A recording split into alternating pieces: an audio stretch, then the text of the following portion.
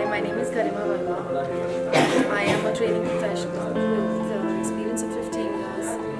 I attended level 0 of Self-Actualization Leadership workshop today with and this is the second time that I have attended this workshop. I attended it like about 2 months ago and I came back to it really because I knew there were going to be more learnings in the second time, and I'm sure I'm going to do it another time. So level 0, level 1, and I also plan to complete my level 2 by the end of this week.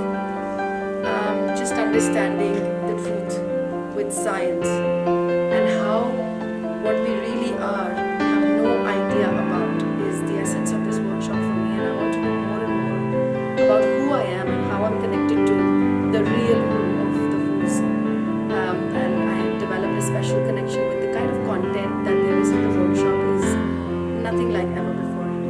I would highly recommend this to everyone who's into any kind of work